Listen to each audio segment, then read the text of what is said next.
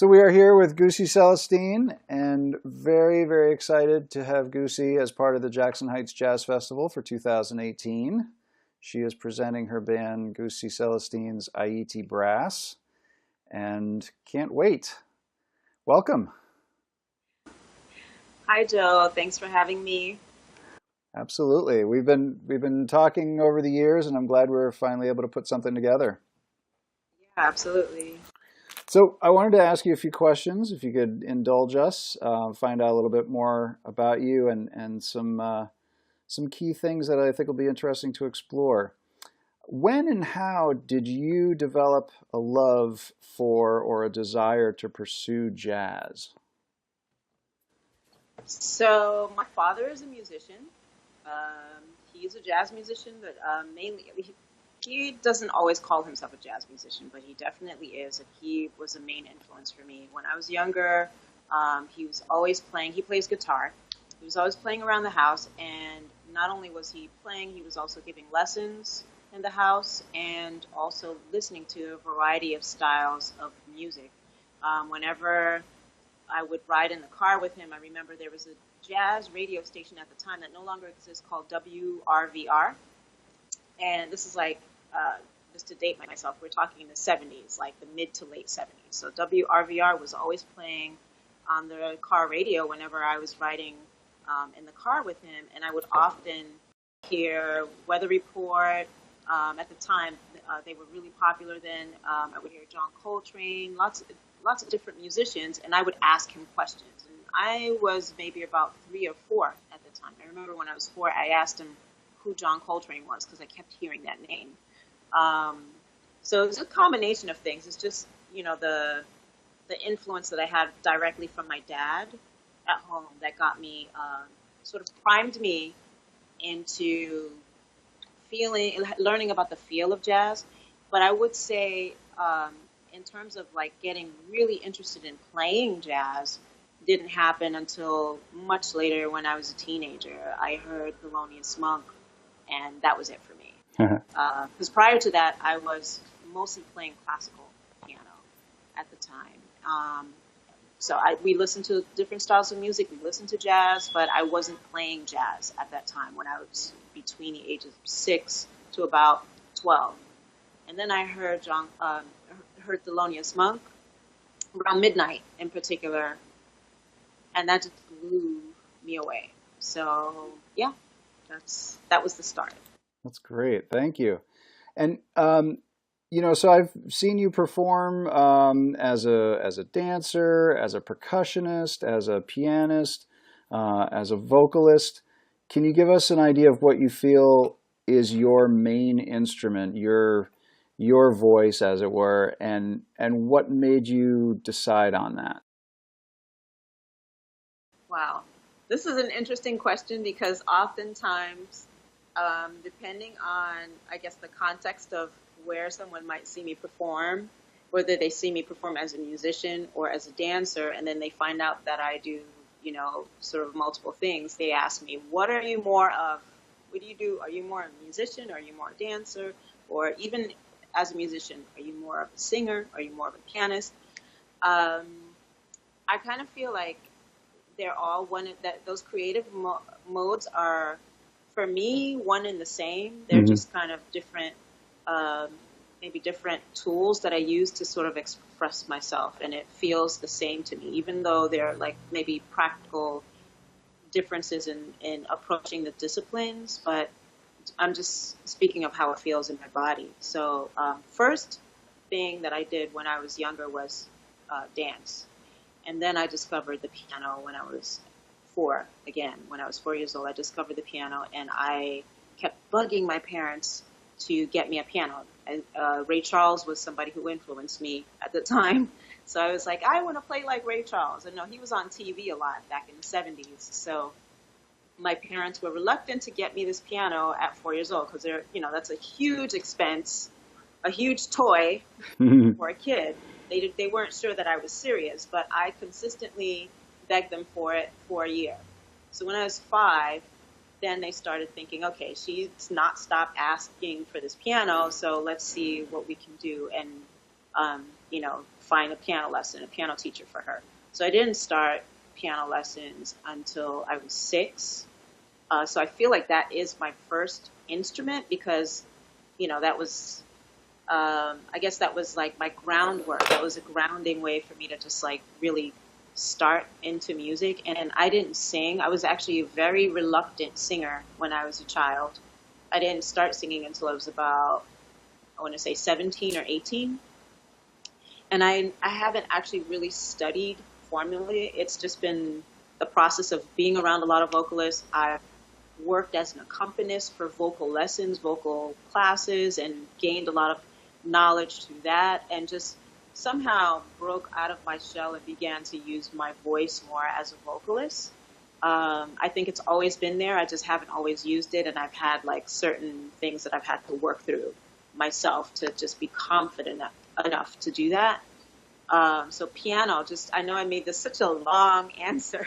Ah, that's great. Piano, technically I would say is my first instrument, but I don't feel like I'm more of one than the other because they all work together, whether I'm singing, playing piano, or dancing. They all sort of, work together. I mean, if you think about it, when music really hits you, when you really feel something, you start physically moving. That's kind of like you're dancing, right? And what do we all dance to? We dance to music. So I feel like they're married. It's like left arm, right arm. Which do you prefer? Right. You can't. You need both. You need both your arms, right? Excellent. Yeah. Thank you.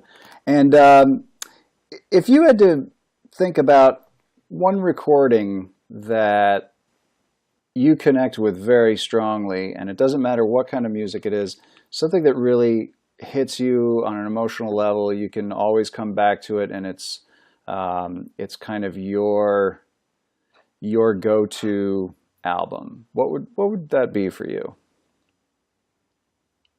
Oh, that's hard. Yeah, I thought about this question, Joe, and only one? Really? Only one? Okay. I would have to say Abby Lincoln's Holy Earth. Mm. No, actually, I take that back. Turtle's Dream. Abby Lincoln, Turtle's Dream. That album, Kenny Barron is on that album. Mm-hmm. It's a little later in her career. Yeah, it's later in her career. She really taught me how much of being a musician is actually being a storyteller that connects people. Yeah. Just the lyrics, her lyricism, her writing, her approach to phrasing. And not only her on that album, but also the musicians that accompanied her, just the amount of weight given to space, and also playing in a way that showed palettes. There's so much in that album. I never get tired of hearing it. But, that's one. Mm-hmm. Your question was just to pick one. Obviously, there are more. Like, I love Bud Powell's Scene Changes. The Scene Changes is another one that I revisit on and off. When I was on tour in Japan when I was like 23, just out of college. First tour ever in my life. We did 23 cities in Japan. And that album got me through a lot. That was it's Paul Chambers, Art Taylor, and Bud Powell, and his playing was amazing. And at that time, I was really trying to like get a lot under my belt. I'm still trying to get a lot under my belt as a pianist. Obviously, that journey never ends. But that's an album that I can just put on again and go, oh yeah, okay, I remember. Yeah, excellent. Thank you. Could you talk about a music teacher or mentor that had a great impact on you and your musicianship? First of all, I want to say I've been very, very fortunate, very, very blessed to have had many wonderful mentors who worked with me, both as a classical pianist and jazz pianist, a vocalist. I've had amazing mentors. One that sticks out for me, the most obvious, is Barry Harris, who still to this day is doing what he did when I was 17 years old. That was my first time meeting Barry Harris. I'm 46 now. I'm not ashamed to say my age. I went to Barry when I was 17, and he just blew my mind in terms of harmony and the approach to voicing chords and approach to improvisation. And even to this day, that's actually where I met my husband. Back then, I had no inkling he would be my now husband, but he also is a pianist, and we met at Barry's workshop. And even to this day, like both my husband and I, we say, "Gosh, we got to go back to Barry's class because there's always more. It's just never ending. His approach. There's so many permutations of how you can approach a chord. Yeah. It's so interesting. It's really amazing. But also, what's great about Barry is just how humble he is, how down to earth and grounding he is, and he's just like no holds bars. He just tells you the truth. He's not somebody that he can be gentle, but he's also very strong in his way of just really guiding you as a student, as an apprentice, I would say, somebody being mentored by him. Like, he just really has a special way of guiding people, and he's also very giving. He travels all over and does these jazz harmony workshops. He works with vocalists, pianists, all instruments. He works with everyone. You could even be a lay person that's really interested in music and go to him and learn something from him. So yeah. There's something that's just, I'm trying to find the right word here. Mm-hmm. I'm not getting it, but I guess universal. There's something that's really just open and grounded at the same time. Yeah. I think of an oak tree. So, yeah. An oak tree's got deep roots and a strong trunk, but it's got these branches that spread out, so that's Barry Harris for me. That's great. That's great. Yeah. He's touched so many artists along the way, and he seems just tireless. Absolutely. Yeah, he's going to London next week. I just got an email. No Barry Harris workshop next week. He's going to London. And then he goes to Rome. He's just, he's 89 years old. Amazing. Barry Harris. Goussy, thank you so much for all of this. I want to just get into one more thing. We're really excited to have you perform on the 12th with Haiti Brass. And as anybody who's ever attended an event for the Jackson Heights Jazz Festival knows, that what we try to do is focus on musicians who live in and around the neighborhood. People come in and out, going on tours and playing in Manhattan and some of the bigger clubs. And the idea was to give them a place to play right in their neighborhood and let folks who aren't familiar with these musicians like yourself know what you're up to and just what this neighborhood has to offer. And I've seen you perform at Espresso 77, which is one of the venues that we're working with for the festival, and some other things. Can you give me an idea of what it's like? What do you love most about living here in Jackson Heights and performing here in your own neighborhood? Okay. There are multiple things. One is, the first thing is just how beautiful and how diverse this neighborhood is. And I think that's something often people hear, say, oh, Jackson Heights, it's diverse, but it really, truly is. Like, on my floor in my building alone, there must be about 12 different nations. And that's on one floor, a multi-unit building. It's just, not even mentioning walking down the street and hearing all the different sounds of music from the cars passing by or seeing the different restaurants. Like, there's something about it that feels just very at home. I feel very at home and comfortable. I know my neighbors. They're people that I see that I may not even know their name, but we see each other often enough and we're like, hi. Like, there's this sense of community here.